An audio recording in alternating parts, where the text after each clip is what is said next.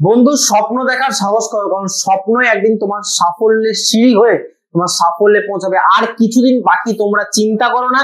Goodwill চ্যাপ্টারের one shot video আমি করছি, দেখে নাও পুরো ডিটেলস এ ডেপথে কোন কোনগুলো ইম্পর্টেন্ট। কারণ আমার মনে হয় এগুলো তোমরা পরীক্ষার আগে অন্তত করে গেলে গুডউইল চ্যাপ্টারতে কোনো অসুবিধা হবে না। যদি আমার কোনো ভুল ভ্রান্তি হয়ে থাকে আমাকে মার্জনা করো, মাফ করো। যদি কোনো ভুল থাকে তুমি আমাকে কমেন্ট করো, দাদা এই জায়গাটা তুমি ভুল করেছো, আমি অবশ্যই তোমাকে সাপোর্ট করবো। হ্যাঁ, কিন্তু ভিডিওটা পুরোটা দেখবে মন দিয়ে। আজকে গুডউইলের পার্টটা ওয়ান শটে করাবো, যেখানে মোস্ট ইম্পর্টেন্ট ফর্মুলা গুলো দিয়ে যাতে ছোট ছোট অঙ্কগুলো এমসিকিউ যাতে সলভ করা যায় সেই সব পার্ট গুলো করাবো। ক্যাপিটাল এমপ্লয়েড প্রথমে জেনে নেবো কি করে বেরোয়। এটা মূলত 4 ভাবে বেরোয় ক্যাপিটাল এমপ্লয়েড, যেটা normal profit into 100 by rate of return, যেটা capital employed by non current asset plus current asset minus current liability. Current non current অ্যাসেটের মধ্যে কিছু কিছু এক্সক্লুডিং আছে, কারেন্ট অ্যাসেটের মধ্যে কিছু কিছু বাদ গেছে, সেগুলো আমি বলছি। আর একটা কি ক্যাপিটাল এমপ্লয়েড, এটা লাইবিলিটি সাইড থেকে, এটা অ্যাসেট সাইড থেকে আমার বেরোচ্ছে অ্যান্সারটা। অ্যাসেট সাইড থেকে যদি আমি অ্যান্সারটা বের করি তাহলে এরকম ভাবে বেরোবে। আর যদি বলে লাইবিলিটি সাইড থেকে অ্যান্সারটা বের করো তাহলে এরকম ভাবে বেরোবে। লাইবিলিটি সাইডের share capital plus reserve plus non current liability minus fictitious asset minus non trade investment minus goodwill. এটা হচ্ছে কার দিক দিয়ে? লাইবিলিটি সাইড দিক দিয়ে বের করলে। আর এটা ক্যাপিটাল এমপ্লয়েড টোটাল অ্যাসেট থেকে কারেন্ট লাইবিলিটি বাদ দিয়ে দাও। আমি তোমাদেরকে বলেছিলাম নন কারেন্ট অ্যাসেট আর কারেন্ট অ্যাসেট থেকে কিছু জিনিস বাদ যাবে, সেটা হচ্ছে গুডউইল, নন ট্রেড ইনভেস্টমেন্ট, ফিক্টিসিয়াস অ্যাসেট। এইগুলো কখনোই যখন আমরা বের করব তখন কখনোই গুডউইল ক্যালকুলেশনের সময় আমরা এগুলোকে নিয়ে আসবো না, কাজে লাগাবো না। কথা বোঝা গেল? এই 4টে ফর্মুলার উপরে অঙ্ক যা হবে, এই 4টে ফর্মুলার উপরে অঙ্ক হবে। কথা বোঝা যাচ্ছে? এরপরে আসবো নর্মাল প্রফিট কি করে বেরোয়। আমি একটা কথা বলে দিই, এই 4টে জিনিস যদি লেখা হয়ে যায় তাহলে এবার আসছি নর্মাল প্রফিট বোঝার পাল্লা। এটা তোমরা স্ক্রিনশট নিয়ে নাও যাদের লাগবে, কারণ এখান থেকে নেক্সট অঙ্কগুলো হবে। এবার নর্মাল প্রফিট কি করে বেরোবে, আমি উল্টো দিক দিয়ে যাচ্ছি, কারণ রিভিশন করছি ব্যাকআপ গুলোকে, পুরনো গুলোকে, যেগুলো টাফ স্টুডেন্টের কাছে লাগে সেগুলোকে আমি রিভিশন করাচ্ছি। এবার আমি যদি এখান থেকে নর্মাল প্রফিট বের করতে চাই তাহলে নর্মাল প্রফিট কি করে বেরোবে? আমি নর্মাল প্রফিট কি বের করব, তাহলে কি করব? এই 100 আর রেটটাকে আমি উল্টে দেবো। নর্মাল প্রফিট যদি বেরোয়, আমি এটা বলে দিচ্ছি, এই যে ক্যাপিটাল এমপ্লয়েড লেখা আছে, ক্যাপিটাল এমপ্লয়েড এটা লেখা আছে, এই রেটটা যদি ইজ ইকুয়াল টু এইদিকে চলে তাহলে রেটটা ইনটু হয়ে যাবে, আর এই 100টা নিচে চলে আসবে, আর ইকুয়ালস টু বেরিয়ে যাবে নর্মাল প্রফিট। তাহলে নর্মাল প্রফিটের ফর্মুলা কি দাঁড়াবে দাদা? নর্মাল প্রফিটের ফর্মুলা দাঁড়াবে হচ্ছে capital employed into rate divided by 100। কথা বোঝা গেল? কারণ এইটা তো যদি এই দিকে আসে, ইকুয়ালস টু যদি এই দিকে আসে তাহলে অবভিয়াসলি এটা উল্টে যাবে, হ্যাঁ কি না? 100 বাই রেট আছে, রেট বাই 100 হয়ে যাবে, রাইট? তো দ্যাট ইজ দ্য থিং। যদি আমি কি করি, নর্মাল প্রফিট যদি আমি বের করার চেষ্টা করি তাহলে এইটা উল্টে যাবে, রেট ডিভাইডেড বাই 100 হয়ে যাবে। এটা হচ্ছে নর্মাল প্রফিট বের করার ফর্মুলা। এবার আসছি সুপার প্রফিট কি করে বেরোয়। সুপার প্রফিট বের করার ফর্মুলা হচ্ছে, সুপার প্রফিট বের করার ফর্মুলা কি কে বলতে পারবে? অ্যাকচুয়াল বা average profit minus normal profit, right? এটা এমসিকিউ এর জন্য মোস্ট ইম্পর্টেন্ট কোশ্চেন। এটা দেখে নাও, কারণ মাখন হতে চলেছে। অ্যাভারেজ প্রফিট মাইনাস কি হবে? Normal profit. Very good. তাহলে নর্মাল প্রফিট কি করে বেরোয় আমি দেখে নিলাম এখনই। এই যে নর্মাল প্রফিট বেরোয়, কি করে বেরোয়? Normal profit equals to capital employed into rate divided by 100। Capital employed বের করা আমি 4-5টা ফর্মুলা দেখিয়ে দিলাম, এরপরে অঙ্ক আসবো। তার আগে একটা কথা বলে দিই, অ্যাভারেজ প্রফিট কি করে বেরোয়। অ্যাভারেজ প্রফিট কি করে বেরোয়? খুবই সোজা জিনিস অ্যাভারেজ প্রফিট বের করা। ধরো তোমাকে 5টা ইয়ারের প্রফিট দিয়ে দিল। ফার্স্ট ইয়ারের প্রফিট 20,000 টাকা, সেকেন্ড ইয়ারের প্রফিট 30,000 টাকা, থার্ড ইয়ারের প্রফিট হচ্ছে 20,000 টাকা, আর ফোর্থ ইয়ারের প্রফিট হচ্ছে 30,000 টাকা, আর ফিফথ ইয়ারের একটা দিয়েছে আবার 20,000 টাকা। তাহলে যদি আমি 5টাকে অ্যাড করি তাহলে কত বেরোচ্ছে? 5টা প্রফিটকে যদি আমি অ্যাড করা হয় তাহলে কত বেরোচ্ছে বলতে পারবে? 3 2 20, 50, 50 এখানে 50, 50 100, 1,20,000। 1,20,000 হচ্ছে 5টা ইয়ার মিলে আমি প্লাস করলাম, দেখলাম 1,20,000 আমার উত্তর দাঁড়াচ্ছে। অ্যাভারেজ প্রফিট কি করে বেরোবে? যে অ্যান্সারটা বেরোলো ডিভাইডেড বাই কতগুলো ইয়ার, 1টা 2টো 3টে 4টে 5টা ইয়ার ডিভাইডেড বাই 5 হয়ে যাবে। তাহলে 5 ডিভাইডেড বাই 1,20,000 করলে কত হয়? 60,000 টাকা। তো অ্যাভারেজ প্রফিট এরকম ভাবে বেরোয়। কথা বোঝা গেল? অ্যাভারেজ প্রফিট বের করা আরো অনেক নিয়ম আছে, বাট অ্যাভারেজ প্রফিট মূলত তোমাদের যদি এমসিকিউ দেয় তাহলে 4টে-5টা প্রফিট দিয়ে দেবে, তোমাকে অ্যাড করতে হবে, কতগুলো ইয়ার আছে সেটা দেখতে হবে, ডিভাইড করে দিতে হবে। আর একটা বলে দিচ্ছি, ধরো বলে দিচ্ছে ফার্স্ট ইয়ারে প্রফিট হয়েছে, সেকেন্ড ইয়ারে প্রফিট হয়েছে, থার্ড ইয়ারে লস হয়েছে। থার্ড ইয়ারে কি হয়েছে, আমি এটা ব্র্যাকেট দিলাম, লস মানে মাইনাস হয়ে যাবে। ফোর্থ ইয়ারে প্রফিট হয়েছে, ফিফথ ইয়ারে প্রফিট হয়েছে। এবার এই কটা জিনিস ভালো করে দেখবে। থার্ড ইয়ারে প্রফিট হয়েছে, থার্ড ইয়ারে লস হয়েছে, তাহলে আমার উত্তরটা এখন দাঁড়িয়ে যাবে কত বলতে পারবে? উত্তরটা দাঁড়িয়ে যাবে 1 লাখ। কেন? লস হয়েছে বলে। এটাকে বলা হয় নর্মাল লস। কি বলা হয়? এই নর্মাল লস সবসময় লেস হয়ে যায়। তাহলে 1 লাখ উত্তর হলো। কত উত্তর হলো? 1 লাখ। 1 লাখ ডিভাইড বাই কত ইয়ার আছে? 5 ডিভাইড বাই 5 করে দিলাম। তাহলে কত বের হচ্ছে উত্তরটা? 2। ঠিক আছে, হ্যাঁ যত ইয়ার থাকবে। আচ্ছা আগেরটা কি ভুল করলাম? 5 ডিভাইডেড বাই 1 লাখ 20, 1 লাখ 20 ছিল না আগেরটাতে? 1 লাখ 20 করলে বা ডিভাইডেড বাই 5 করলে কত হয়? 5 2 10। আগেরটা একটু ভুল করেছি। 5 2 10, 20, 5 4 20, 4 20, 24,000 হয়। ঠিক আছে, 24,000 হচ্ছে। আর এইটা কত হবে? 1 লাখ করেছিলাম না, এখন 1 লাখ করলাম আমরা, লস করে ডিভাইড বাই 5 করলাম, তাহলে এটা বের হচ্ছে 20,000 টাকা উত্তরটা। এটা হচ্ছে নরমাল অ্যাভারেজ প্রফিট বের করার ফর্মুলা। কথা বোঝা গেল না গেল না? আমি পুরোটাই রিভিশন করাচ্ছি, ভালো করে দেখবে। এবারে যদি বলে দেয় যে এরকম, আমি একটা এক্সাম্পল দিচ্ছি।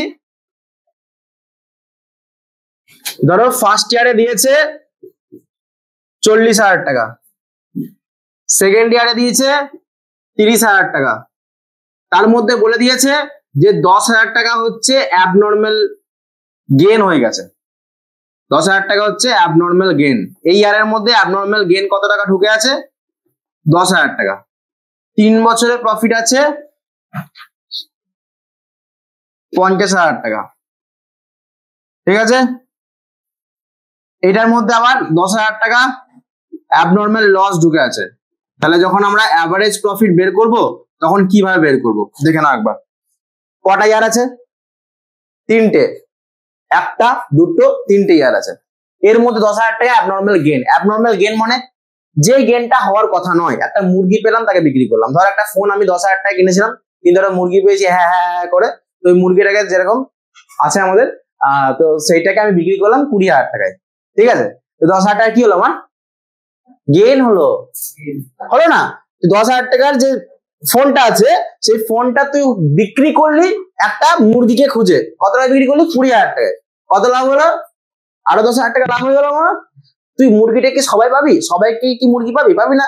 সবাই তো মুরগি না, সবাই তো মানুষ, রক্তে মাংসে মানুষ, সবাই মানুষ। তাহলে এই অ্যাবনর্মাল গেন মানে কি? হঠাৎ করে হয়ে গেছে। সবসময় তো হবে না এটা, রাইট? যেগুলো জিনিসগুলো হঠাৎ করে হয়ে গেছে, গেনটা হঠাৎ করে হয়েছে, এটা তো সবসময় 10,000 টাকা প্রফিট হবে না। তার মানে আমি লেস করে দেবো। এটা কথা বোঝা গেল? অ্যাবনর্মাল গেন সবসময় কি হয়? লেস হয়। কথা বোঝা গেল? তাহলে এখানে কি হবে? 10,000 টাকা লেস হয়ে যাবে। তাহলে কত হচ্ছে ইয়ারে প্রফিট? 20,000। এবার থার্ড ইয়ার আসি। অ্যাবনর্মাল কি আছে? লস। তাহলে অ্যাবনর্মাল লস কি হয়েছে? লস হয়ে গেছে, ভুল করে বন্যা ঢুকে গেছে, জল ঢুকে গেছে, আমার জিনিসপত্র সব পুরো ছাই হয়ে গেছে। পুরো কি করে যাবে? জল ঢুকলে বন্যায় ভেসে গেছে সব জিনিসপত্র। 10,000 টাকা জিনিসপত্র আমার একদম পুরো জাহার নামে চলে গেছে। 10,000 টাকা জিনিস কি সবসময় যাবে? একবার গেছে, তাই না? সেই যে 10,000 টাকা জিনিসপত্র আমার একবার গেছে, তার মানে সেই যে 10,000 টাকা আমি প্লাস করবো। এইটুকু বুঝলাম যে অ্যাবনর্মাল লস হলে কি করব? প্লাস করব, অ্যাবনর্মাল গেন হলে মাইনাস করব। এটা হচ্ছে 40,000 টাকা।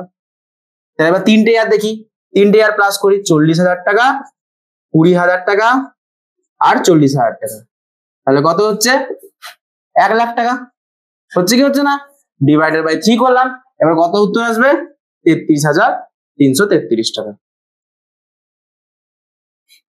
ঠিক আছে, 5টা 3। ও set, thank you.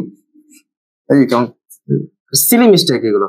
60 40 R 1 lakh 20, right? 1 lakh 20। তাহলে 1 লাখ 20 হচ্ছে, তাহলে এটা 40,000 টাকা হচ্ছে। Very good. এই প্লাস 10,000 মানে 60,000 হচ্ছে। Very good. আর মাইনাস 10,000 মানে 20,000 হচ্ছে। কথা বোঝা গেল? ঠিক আছে, এইটুকু বোঝা গেল না গেল না? ক্যাপিটালাইজেশন মেথডকে 2 ভাগে ভাগ করা হয়, একটা অ্যাভারেজ প্রফিট, একটা সুপার প্রফিট। কত ভাবে ভাগ করা হয়?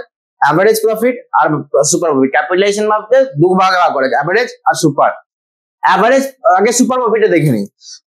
সুপার প্রফিট কি করে বেরোবে? ক্যাপিটালাইজেশন আর সুপার প্রফিট বেরোবে তার ভ্যালু অফ গুডউইল বের করার ফর্মুলা হচ্ছে ক্যাপিটালাইজেশন অফ সুপার প্রফিট বের করার ফর্মুলা, মানে ভ্যালু অফ গুডউইল এর super profit into 100 divided by rate, super profit into 100 divide by rate, এটা হচ্ছে ক্যাপিটালাইজেশন অফ সুপার প্রফিট বের করার ফর্মুলা।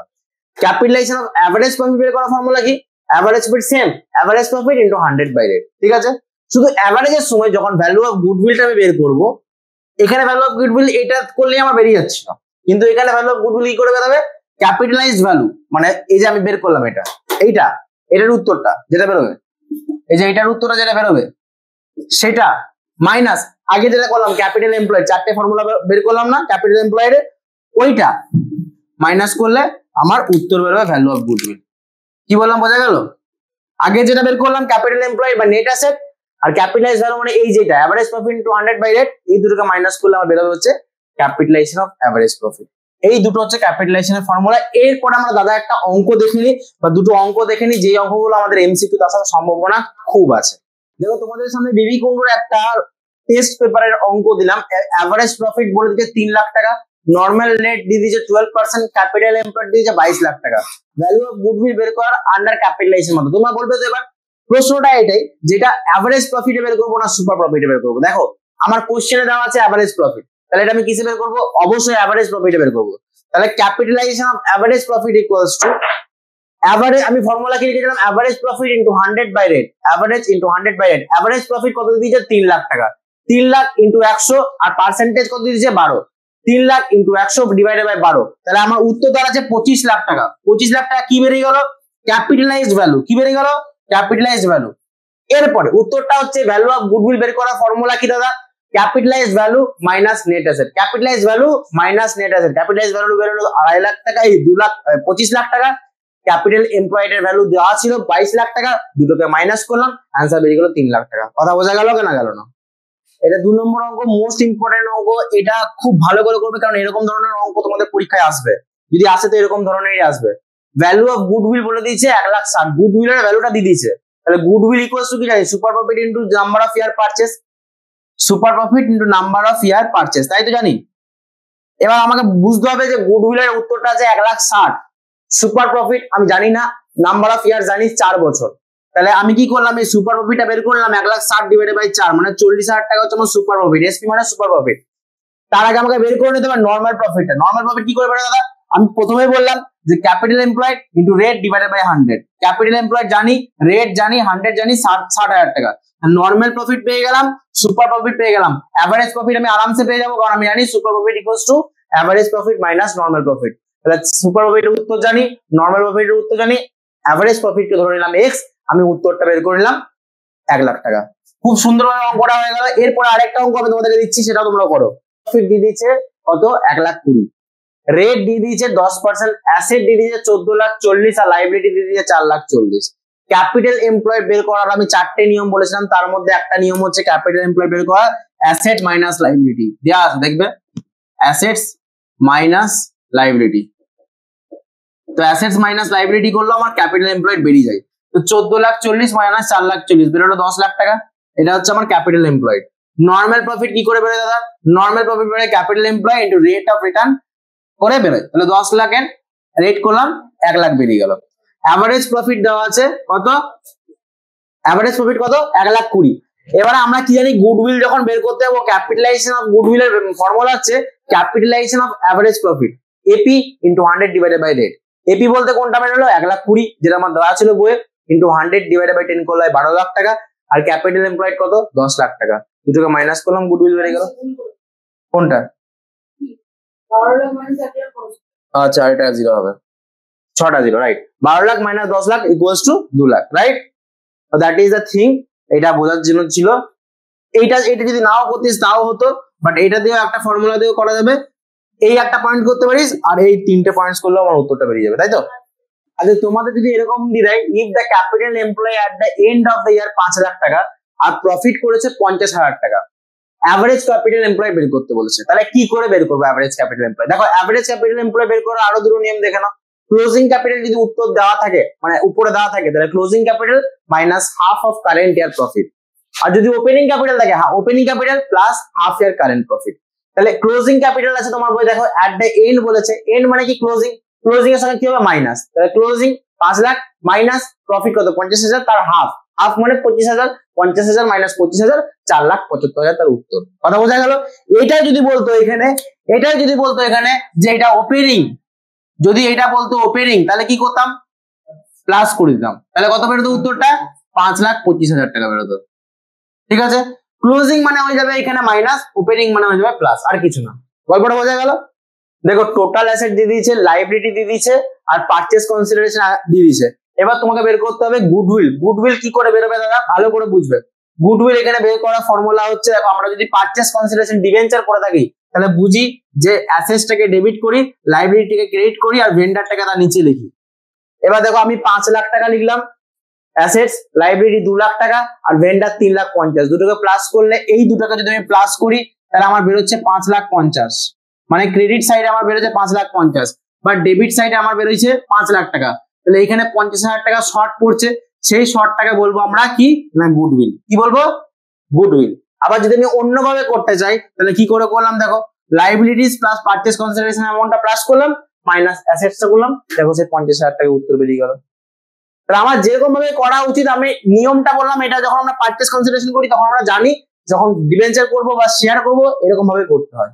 ঠিক আছে, আর দু ধরনের জিনিস বুঝবো, একটা বুঝবো সিম্পল অ্যাভারেজ প্রফিট মেথড, একটা হচ্ছে weighted average profit method. Simple average profit মেথডের ফর্মুলা হচ্ছে total profit divided by number of year. ধরো 5টা ইয়ারের প্রফিট দিয়েছে, 5টা ইয়ারের প্রফিট প্লাস করবো ডিভাইডেড বাই 5 করবো। কি বললাম, 5টা ইয়ারের প্রফিট, 1টা 2টো 3টে 4টে 5টা, 5টা ইয়ারের প্রফিট গুলো লিখবো ডিভাইডেড বাই 5 করবো। তো এইটা হচ্ছে main concept simple average profit মেথডের। তার গুডউইলটা কি করে বেরোবে না, average profit number of years, মানে যেটা এটা উত্তরটা বেরোলো, এই উত্তরটা যেটা বেরোবে সেই উত্তরটার সঙ্গে নাম্বার অফ ইয়ার পারচেজ, মানে এটা বইয়ের মধ্যে মেনশন থাকবে যে কত ইয়ার পারচেজ করেছে, সেটা দিয়ে ইনটু করলে আমার অ্যান্সারটা বেরিয়ে যাবে। এবার আসছি ওয়েটেড অ্যাভারেজ প্রফিট মেথড। এখানে একটা ছক টানতে হবে খুব সুন্দরভাবে, ইয়ার, প্রফিট, ওয়েট, প্রোডাক্ট, এই 4টে জিনিস জানতে হবে। ইয়ার, প্রফিট, ওয়েট, প্রোডাক্ট। ইয়ারটা খুব সোজা, কোন ইয়ারে প্রফিট করেছে, কত ইয়ার, মানে 2020-তে কত প্রফিট করেছিল, 2021-এ কত প্রফিট করেছে, 2022-এ কত প্রফিট করেছে, 2023-এ কত প্রফিট করেছে। ওয়েটটা কি করব, কিছু না, আমরা নাম্বার সিরিয়াল ওয়াইজ লিখবো, 1 2 3 4 5 6 যত থাকবে ততগুলো লিখবো। আর কি করে প্রোডাক্টটা বের করছি, প্রোডাক্ট মানে কি, কিছুর সঙ্গে কিছু ইনটু করছি, তার মানে কার সঙ্গে কার ইনটু করব, প্রফিটের সঙ্গে প্রোডাক্টের ইনটু করব, প্রফিটের সঙ্গে প্রোডাক্টের ইনটু, বারবার করে বলছি, প্রফিটের সঙ্গে ওয়েটের ইনটু, মানে এটা যদি আমি এ ধরি, এটা যদি বি ধরি, তাহলে এটা হবে এ ইনটু বি। প্রফিটের সঙ্গে weight into 30,000 into 1 30,000, 20,000 into 2 40,000, 20,000 into 3 60,000, 30,000 into 4 1,20,000। তাহলে টোটাল প্রোডাক্ট বেরিয়ে গেল আমার 2,50,000, আর টোটাল ওয়েট বেরিয়ে গেল 10।